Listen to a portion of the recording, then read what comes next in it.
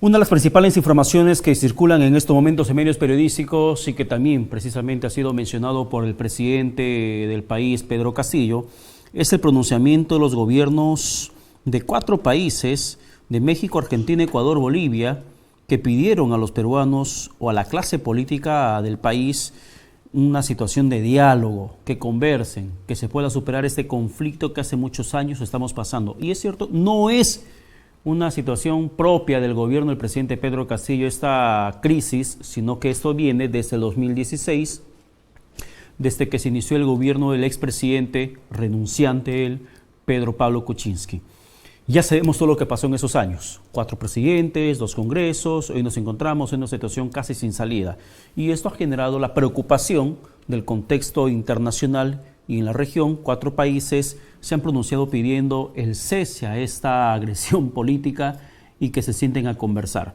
Sin comentar, o sin contar, mejor dicho, la renuncia de Harold Forsyth y también la del señor Rodríguez Cuadros a los cargos que ellos ostentaban tanto en la OEA como en la ONU, en Naciones Unidas. Renunciaron, se fueron. González Posada, ex canciller, se encuentra con nosotros en la comunicación. Señor González, buenos días. Saludarlos, ¿cómo están? Por favor, quiero partir por esa renuncia de los cancilleres, la renuncia, perdón, de los embajadores, Forsyth y Rodríguez Cuadro. ¿Esto a usted le tomó por sorpresa? Que digan que ya no quieren estar representando al país ante la OEA, ante la ONU? Mire, es una renuncia extraña porque ambos embajadores que están en retiro hace muchos años aceptaron construir una plataforma diplomática a favor de Castillo y fueron muy activos en esas actividades. Blindaron a Castillo y por supuesto ninguno de los 2 embajadores dijo una sola palabra, por ejemplo, del hecho doloroso en política internacional que nos llevaran al bloque chavista, alinearnos con el bloque chavista venezolano, que es una dictadura genocida y corrupta. Nunca he escuchado una palabra ni de Forsyth ni de Rodríguez Cuadros en ese sentido, ni tampoco he escuchado que renunciaran o pretendían renunciar por el hecho de que el gobierno de Castillo y su Cancillería tampoco dijeran nada ante hechos graves que están sucediendo en América Latina. En Cuba han detenido a centenares de personas, la han sentenciado a muchas a 25 años de cárceles por manifestarse pacíficamente. Tampoco han dicho una palabra en los actos de barbarie que ha cometido el gobierno de Nicaragua de apresar a todos los candidatos presidenciales de oposición, cerrar 200 ONGs, clausurar medios de prensa y ahora asaltar las iglesias y golpear a los sacerdotes. Yo hubiera querido que ellos renuncien por esas tropelías. Y naturalmente, en el caso de Venezuela, el silencio es absoluto, a pesar de los informes contundentes que existen de gravísimas violaciones a los derechos humanos, muertes y tortura. Ninguno de los 2 embajadores ha renunciado por esos conceptos. Ha renunciado, al parecer, por una desaveniencia con el actual canciller, que sí ha sido rudo, enfático, en decir, por ejemplo, que el Grupo de Lima, que ellos destruyeron, me refiero al actual gobierno, que el Grupo de Lima y los Estados Unidos deberían romper relaciones con Venezuela. Eso se ha sido enfático. Entonces mi pregunta es, ¿por qué han renunciado? Yo creo que a ellos les corresponde dar las explicaciones del caso y también dar las explicaciones del caso al canciller Rodríguez Mackey. Este es un gran enredo donde hoy día vemos interferencias groseras en asuntos de competencia interna del Perú. Vemos, por ejemplo, como un pronunciamiento inusual de países como Bolivia. ¿No? Bolivia, que tiene presa a la expresidenta, la señora Yanina Áñez, que la ha condenado a 10 años de cárcel en un procedimiento repulsivo que ha sido denunciado por las Naciones Unidas y por la OEA, pide calma al Perú. Entonces yo creo que hay que pedirle también calma al gobierno boliviano, si ese es lo que están haciendo. El gobierno de Argentina, de la señora Kirchner, todos estos 2 gobiernos, estos 2 por lo menos, ¿no? Más el gobierno de México, que es otro los que firma el documento, son aliados del chavismo, son aliados del Foro de Sao Paulo y se están entrometiendo en asuntos de competencia interna del Perú. Y esto no es la primera vez que ocurre, ya es sistemática esta intromisión de gobernantes extranjeros que intervienen en asuntos que no les corresponden. Así que en este cuadro confuso nos estamos moviendo, ¿no? Pero en esa situación de pronunciamientos, ¿no era intromisión también la que hacía le pregunto a usted como ex canciller, ¿no era intromisión política también la que hacía el Perú cuando se pronunciaba por la situación de Venezuela, por ejemplo? Y aquellos que defienden al gobierno del régimen chavista decían, ¿por qué no metemos en líos internos?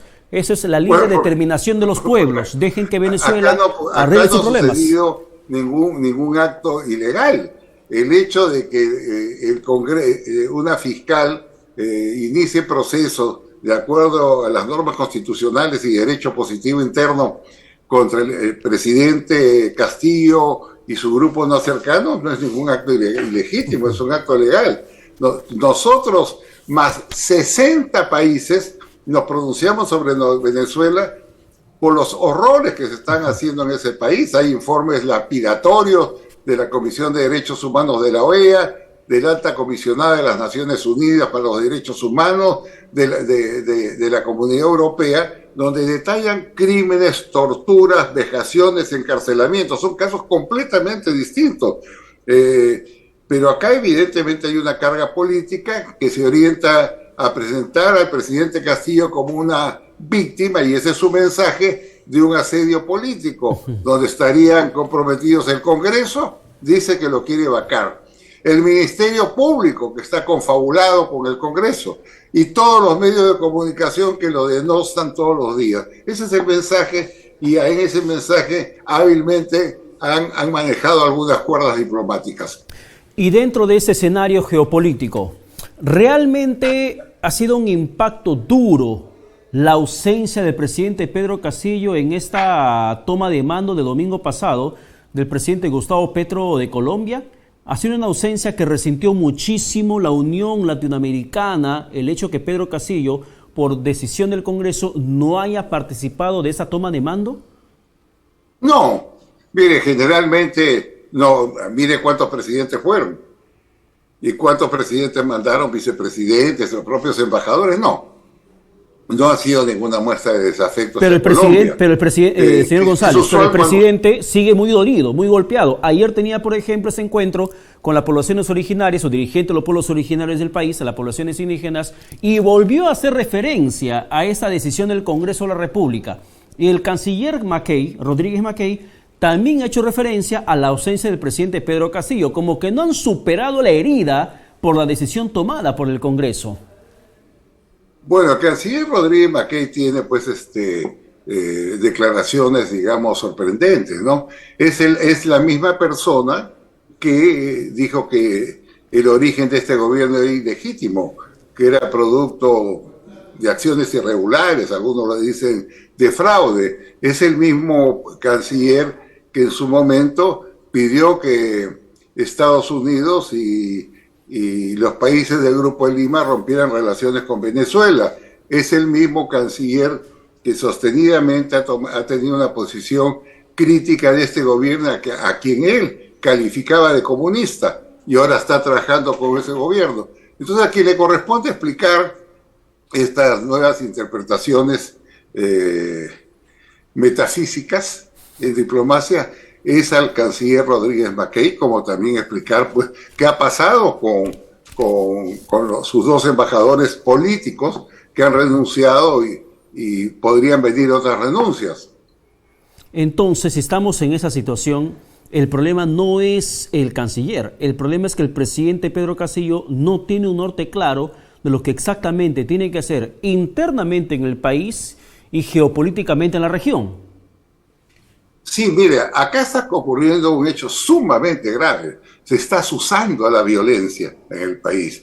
Y esto tiene consecuencias o podría tener consecuencias catastróficas para el Perú. Recordemos que una vez que usted desata la violencia, esta no se detiene. Y las consecuencias se miden en destrucción, en muertes y en odios que no se contienen. Cuando un gobierno como este convoca a los llamados ronderos a Palacio de Gobierno no sabemos quién financió ese viaje. Y en Palacio de Gobierno, el presidente de la República y el primer ministro asusan la violencia, organizan que griten, cierren el Congreso, que insulten a la fiscal de la Nación y la califican de corrupta. Eso ha ocurrido en Palacio de Gobierno mientras veíamos nosotros que un rondero se paseaba con un látigo. El mismo rondero puede ser, ¿no? Que, por ejemplo, nos transmitió imágenes terribles de mujeres pobres colgadas de las piernas con un gancho como si fueran reses de camal, a quienes les asaltaban bárbaramente y que hasta ahora no le pasa nada.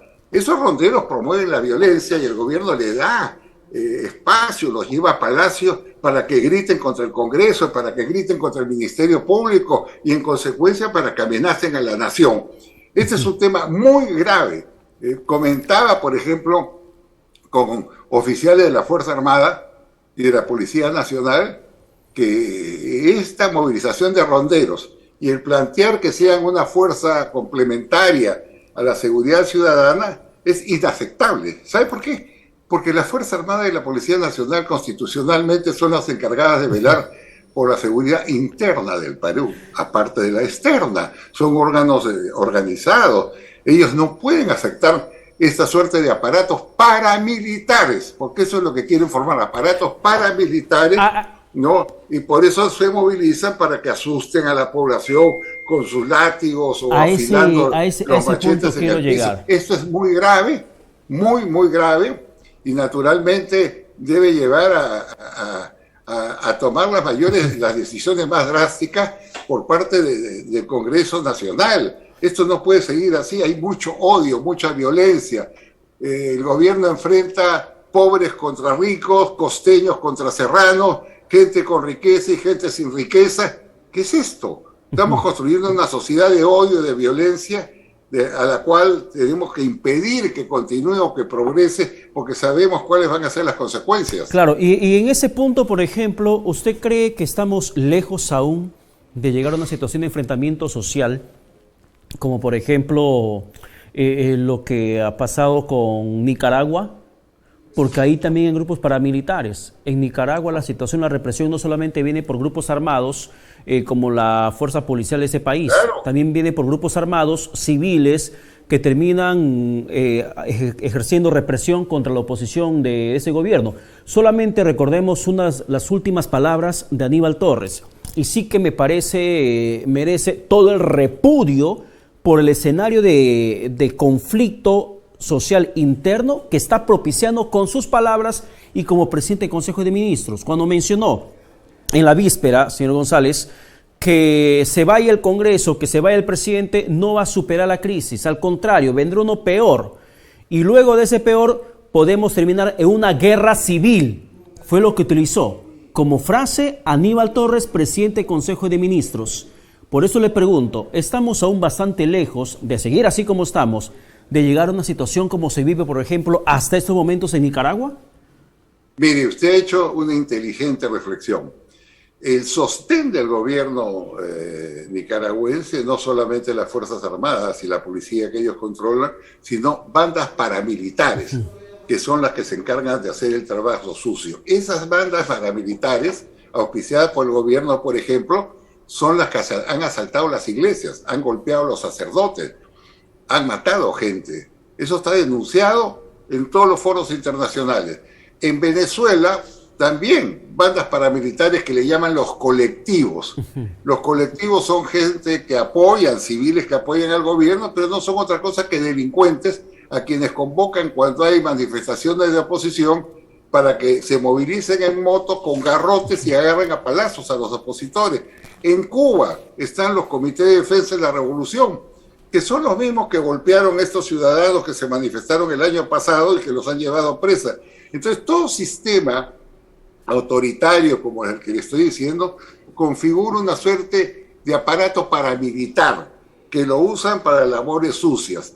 De tal manera que nosotros no podemos aceptar, ¿no?, que los llamados ronderos, cuyos actos de besanía y de violencia hemos visto en los medios de comunicación, lo constituyen como una fuerza paralela, una fuerza de apoyo a la Policía Nacional o a las Fuerzas Armadas, e inclusive se habla de que se le va a abrir oficinas en Lima. Eso es inaceptable, se lo digo de verdad, porque yo veo que ya esta sería la gota que rebase el vaso de agua. Estos mensajes del primer ministro en Palacio de Gobierno, incitando a que cada uno de los que estaba ahí pueda traer 20 personas. 50. ¿Qué cosa es eso? ¿Qué es esa amenaza? ¿Quién amenaza? Entonces, la democracia tiene que defenderse. Y además, todo esto concurre con ataques deplorables a la prensa. Ahí los hemos escuchado. Prensa basura, prensa vendida, prensa derechista. Ese mensaje no viene del campo, no viene de un mitin, viene de Palacio. Ahí, al interior del Palacio, se produce esa grita. Y esa grita significa violencia en un país, permítame decirle, que está cargado de violencia. El año pasado hubieron 95.000 delitos denunciados en el Perú. De esos 95.000 delitos se produjeron 2.200 asesinatos, 687 crímenes por sicariato. Y este porcentaje el año pasado, que por sí es aterrador, y al cual se suma que hay 6.000 mujeres desaparecidas y que tiene conmovida a toda la población con robos, con asaltos, con crímenes, ¿no? Este año se prevé que va a ser el doble por lo menos. Esto está ocurriendo en circunstancias que destruyen o afectan la estabilidad de la Policía Nacional, de las Fuerzas Armadas, que destituyen al comandante general de la Fuerza Aérea, al comandante general de la Policía, al comandante general del Ejército por negarse a hacer ascensos ilegales, es decir, de personas que no estaban calificadas para ascender. La suma de todos hechos crean una situación crítica que no se está viendo en su conjunto, pero que evidentemente tiene un impacto colectivo y va a tener un impacto mayor, ¿no? Entonces, todas estas cosas las debemos analizar, las debemos contemplar, porque a eso se suman los tambores de guerra de la Asamblea Constituyente. Ahí escuchaba también. Sí, Asamblea, ellos saben que no se puede. Y justamente sobre el tema de la Asamblea Constituyente. Una Asamblea Constituyente. Una Constitución se puede modificar parcial o totalmente, pero vía el Congreso, no la Asamblea Constituyente. Lo sabe, pero incitan a la población a que lo reclamen. Claro, y justamente en el tema de la Asamblea Constituyente es donde surgió esta frase infeliz, peligrosa, temeraria de Aníbal Torres, presidente del Consejo de Ministros, nada menos, en la que él hace referencia a los dirigentes que si ustedes traen 50 personas para que se movilicen, harían arrodillar a los golpistas y los obligarían a que tengamos una constitución que beneficie a todos y no solo a una determinada clase o poder económico. Es lo que dijo en esa intervención Aníbal Torres.